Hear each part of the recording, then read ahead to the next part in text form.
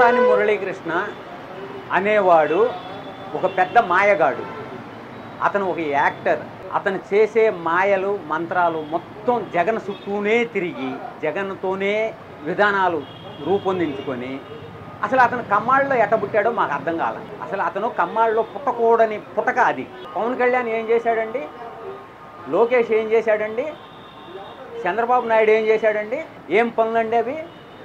ఇవాళ నీ దాకా వచ్చేటప్పటికి నీకు తెలిసింది. అర్ధరాత్రి తీసుకెళ్ళారు, అపరాత్రి తీసుకెళ్ళారు అని చెప్పి నువ్వు ఇప్పుడు చెప్పుకున్నా నీకు లేదు. ఆంధ్రప్రదేశ్లో ఒకటే గుర్తుపెట్టుకోండి, పవన్ కళ్యాణ్ని, చంద్రబాబుని, లోకేష్ని అనూహ్యంగా అనరాని మాటలు అని మళ్ళీ ఇప్పుడు అక్కడ ఒక లఫూట్ ఉన్నాడు, దువ్వాడ శ్రీనివాస్ అనే అతను. వాడు ఒక ఎమ్మెల్సీ. ఆ యదవ్ కూడా నిన్నగాక మొన్న పవన్ కళ్యాణ్ 50 కోట్ల రూపాయలు డబ్బులు తీసుకున్నారు. వాడి మీద మేము కేసు బుక్ చేస్తున్నాం రేపు. అది చాలా తప్పండి. పోసాని మురళీకృష్ణ అనేవాడికి చక్కగా సరిపోను న్యాయం జరిగింది. ఇప్పుడు జరిగింది న్యాయం.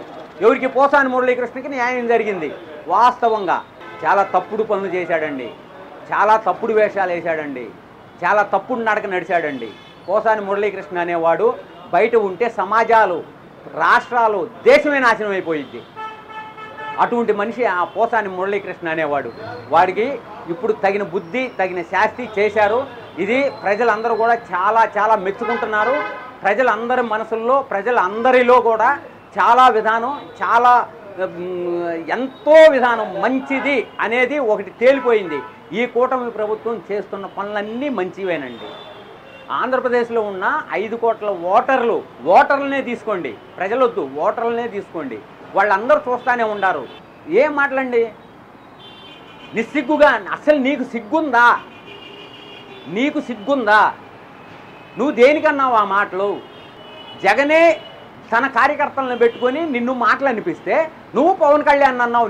నీ కార్యకర్తలు, నీ నాయకులు అన్నారని చెప్పి నీకు తెలుసా? ఇతను జనసేన నాయకుడు అని చెప్పి నీకు తెలుసా? జగన్ కార్యకర్తే, జగన్ నాయకుడే. వాళ్లే నిన్ను తిట్టింది, వాళ్లే నీ ఇంట్లో వాళ్ళని తిట్టింది. అది నువ్వు పవన్ కళ్యాణ్ గారి మీద పెట్టి పవన్ కళ్యాణ్ గారిని ఇష్టం వచ్చినట్లు మాట్లాడావు, చంద్రబాబు గారిని ఇష్టం వచ్చినట్లు మాట్లాడావు, లోకేష్ని ఇష్టం వచ్చినట్లు మాట్లాడావు. న్యాయమేనా నీకు? ధర్మమేనా అని మేము అడుగుతున్నాం. జనసేన పార్టీ నాయకుడిగా నేను అడుగుతున్నా, నువ్వు సమాధానం ఏం చెబుతావు? నీకు ధర్మమేనా? నీకు న్యాయమేనా? చెప్పండి మీరు. ఆంధ్రప్రదేశ్లో పోసాని మురళీకృష్ణ అంటే సినిమా యాక్టరు. ఆయన పని ఏదో ఆయన చేసుకుంటున్నాడు, వెళ్ళిపోతున్నాడు. మధ్యలో దూకేశావు, రాజకీయాల్లో దూకేశావు. వాళ్ళు చెప్పిన స్క్రిప్ట్ ప్రకారం చదివావు. ఇవాళ ఎవరు అనుభవించుతున్నారు? నువ్వే అనుభవించుతున్నావు. నిన్ను అనాల్సిన పని మాకు లేదండి.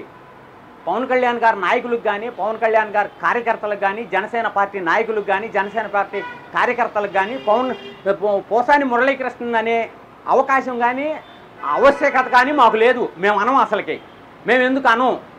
మీరు పవన్ కళ్యాణ్ గారిని అనే పరిస్థితి ఏంటి అని మేము ప్రశ్నిస్తున్నాం. నువ్వు చెప్పు మాకు సమాధానం. పవన్ కళ్యాణ్ గారిని దేనికి అన్నావు? నువ్వు చెప్పలేవు. ఎందుకో తెలుసా? నువ్వు జగన్ ఏది చెప్తే అది చేసావు. నువ్వు జగన్ ఏది చెప్పమంటే అది చెప్పావు, ఏది తిట్టమంటే అది తిట్టావు.